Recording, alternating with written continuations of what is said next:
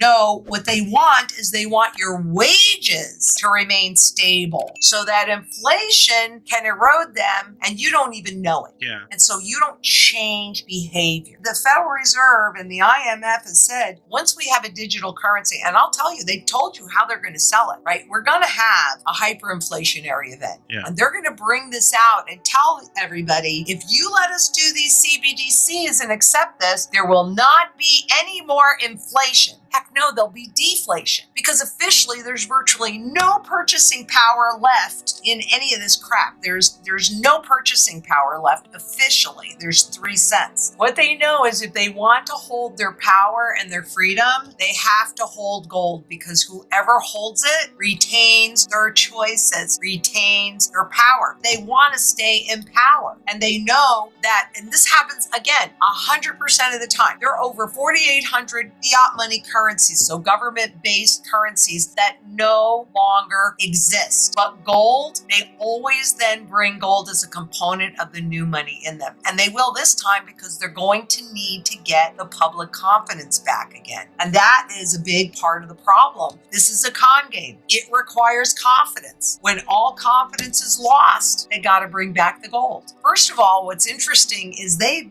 made this announcement to great fanfare how everyone would have an account at the Federal Reserve through FedNow, and they did that in 2019. Why in the world would they announce that in 2019 and not bring it out until 2023? I mean, I think that's really interesting, but the fact that everybody's got an account, even if you're in a very rural area and you have your bank account at the post office, you have a FedNow account. Now think back to 2020 when they were sending everybody these stimulus checks and they talked about how much easier would it be to push a button and just have all the stimulus money go into these individual accounts. So much more convenient, so much faster. So yeah, there's not one doubt in my mind but that the Fed now is a step in the infrastructure for the US digital dollar, and they will probably keep the name the same because that's what they do. They try and keep things as much like what we're used to as possible so that we don't notice the transition until it's way too late. And when they're trying to make a transition, one of the things, this is another thing that they always do, and we saw it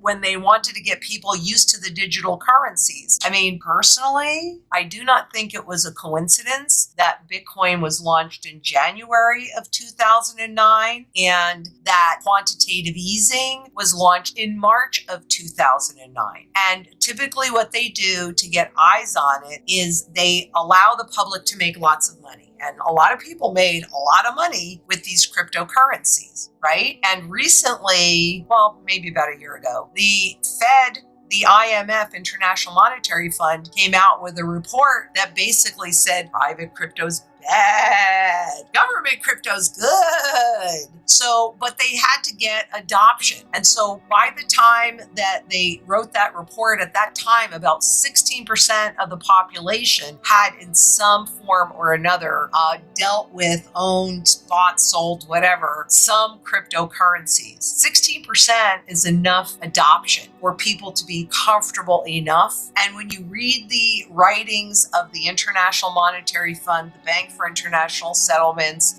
you read these things, they tell you how exactly they are going to make this shift. And they are going to keep it as close to what we're used to as possible. And they've been moving us in this direction really since the 20s. It was in the 20s when individuals could actually get credit, right? So that definitely helped build to that 1929 stock market crash. And then again in the 50s, that's when they first brought out credit cards so that you didn't have to have any collateral for it. So, they do this slowly so that they get what they want. That's that 2% inflation. I mean, honestly, that's such garbage, I can't even stand it. The 2% is the level where you don't change your behavior. You don't ask for a raise, which is what they define as price stability. You know how they're always saying, our aim is price stability. Well, that's not the price of goods and service. If you hear that, you assume they want the the price of this glass to remain the same, stable. No, what they want is they want your wages to remain stable so that inflation can erode them and you don't even know it. Yeah. And so you don't change behavior. The Federal Reserve and the IMF has said, once we have a digital currency, and I'll tell you, they told you how they're going to sell it, right? We're going to have a hyperinflationary event. Yeah. And they're going to bring this out and tell everybody, if you let us do these CBDCs and accept this, there will not be any more inflation. Heck no, there'll be deflation because officially there's virtually no purchasing power left in any of this crap. There's no purchasing power left officially. There's 3 cents. So if you get to zero, then what do you got to do? You got to attack principle. That's what negative rates are about. They tested it. They didn't get a lot of volunteers, but if everybody is in a CBDC, then they don't care if you volunteer or not. If all your wealth is held there, you have no choices. You have no freedom. So, I have a mantra that I personally live by, and it's being prepared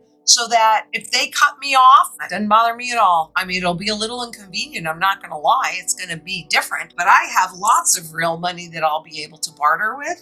I have gardens, I have solar panels and wind, and I have my mantra. In the beginning of this experiment, what did they want? 2 key things. They wanted many things, but 2 key things. Governments wanted to tax you without having to go through legislation so that you didn't know you were being taxed. And corporations wanted to pay their workers less money, but they knew that if you were used to getting $10, you weren't going to accept 5. But by putting inflation into the fiat money, that those entities could accomplish both of those things because we had the almost invisible inflation tax.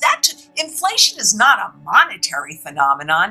It is a fiat money phenomenon because this is based upon debt. And when you have debt, what do you have? You have interest on that debt, don't you? So there's your inflation. This is savings because it's real, it's tangible, and it's used in every single sector of the global economy. So it has the broadest base of demand and therefore the broadest base of buyer. This garbage is used in one place. And we've been taught, in the beginning, what was money? Money was supposed to be a tool of barter. Okay, this mimics that. It was supposed to be a tool of measure so that you could have, the society could specialize. You could have a baker, you could have a farmer, you could have a lawyer, right? And it was supposed to be a short-term store of value so that you were always fairly paid for your labor currently, and a long-term store of value so that you could save that money, and then whenever you needed to use it, you were being